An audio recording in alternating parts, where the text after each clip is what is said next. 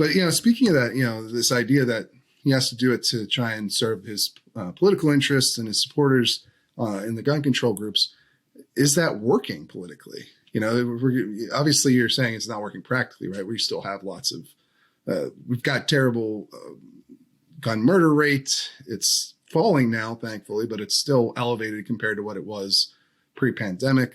And, it's still bad. The mass shooting rate, regardless of which count you look at, and we've obviously talked at length on the podcast before about the pros and cons of each different count, but they're all saying this year is the worst thus far that we've ever seen. So he hasn't delivered any change or improvement on that. And if you look at his approval rating on guns in particular, it's really bad. It's at like 30% in the most recent CNN poll, and I believe AP poll, both had him way down and about 10 points lower than his overall approval rating. So, politically speaking, has any of this really worked? Not really. And I think your assessment is accurate there. When we look at the, Pew, Gallup, other institutions ask people, what are your top priorities? What is the biggest problem facing the country? Guns rarely, or gun control is very rarely or rarely at the top. If you conduct the interview in the aftermath of a mass shooting, it'll jump up a bit. To about the mid-level. Economy is almost though is the top one. I guess during shortly after 9/11, terrorism and stuff like that. But in the absence of some dramatic, unexpected foreign threat or high gas, if there's not something else going on, gun control, mass shooting, guns, et cetera, can get up there to about mid-level. But if it's not been a mass shooting recently, it drops down to 1, 2, 3%, something like that. So you're talking about what is normally a niche issue. And in fact, I think the public's general perception of gun laws, I think, is entirely dependent on whether there's been a mass shooting lately and how bad it was.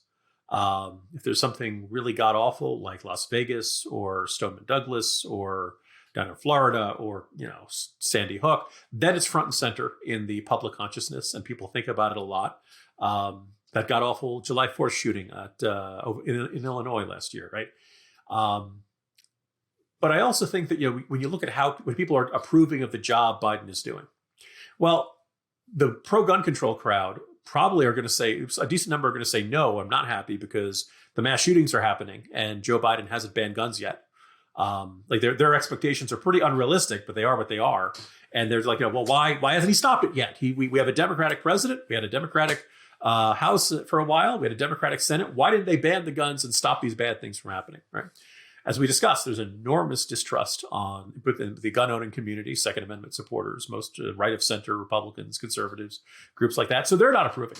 So out of that 30% that are approving of the job that Biden is doing on guns, I don't want to say who are these people because obviously they exist. Obviously, they're not a truly obscure minority. But I do kind of wonder if these are general Democrats whose reflex is to say, oh, yeah, Biden's doing a good job. And that there's not, and if you ask them, why do you think he's doing a good job on guns? Maybe they'd mention the pistol brace. I'm skeptical that they would be pointing to specific actions he's taken. I think it's because when there's a mass shooting, he issues a statement saying how terrible it is. And it's time for us to close the gun show loophole or ban assault weapons or any of the usual, mantras and policy proposals he puts out there.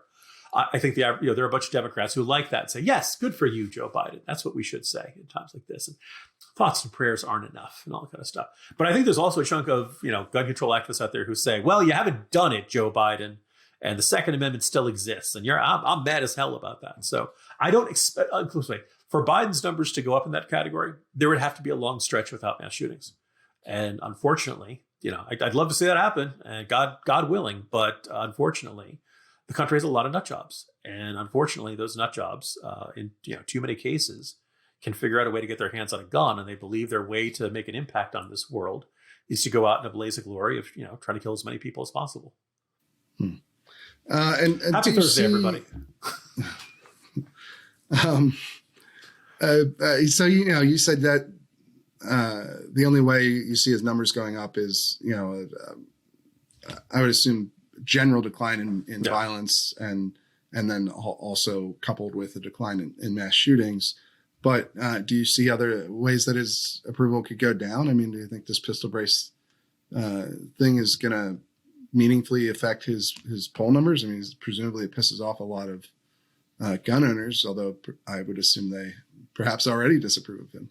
I don't know if, I mean, yeah, like, things like this will irritate gun owners who are already disinclined to like him. And so maybe that prevents them from giving him the benefit of the doubt on any other issue. I think what's probably more likely is that, look, Joe Biden is 80 years old. He recently fell when he was giving a speech at the Naval Academy. Thank God he was okay. But if you listen to focus groups, you talk to Democrats, the Democrats who don't like Joe Biden or who aren't approving of the job he's doing will say he's old. He seems tired. He seems ineffective. They probably still feel good old Joe. He's built up a lot of goodwill over the last 5 decades in public life, but that they just see him as just the job is beyond him. And people like me have been beating the drum relentlessly on the fact that he doesn't do events before 10 a.m. He doesn't do a lot of events after 3 p.m. And he doesn't do events on weekends. And, once in a while, rarely. Okay. So you have a circumstance in which he's really effectively functioning as a part-time president, at least in his public appearances. I have a very hard time believing that when we can't see Joe Biden, he is sharp as a tack and he's full of energy and he's, jumping around doing cartwheels or anything like that. I think what we see is what we get. And so I think if, God forbid, there are more mass shootings or just a perception of higher rates of crime with guns or just a general sense of government ineffectiveness, I think that sticks to Biden and makes people think that, boy, I really liked him as vice president. And, he seems like a real nice guy, but he just can't get the job done anymore. And I think that is, where his numbers could go even further. And if, God forbid, he falls off a stage or has some other serious incident that leaves him in rough shape, maybe you have people give up on him. I don't know.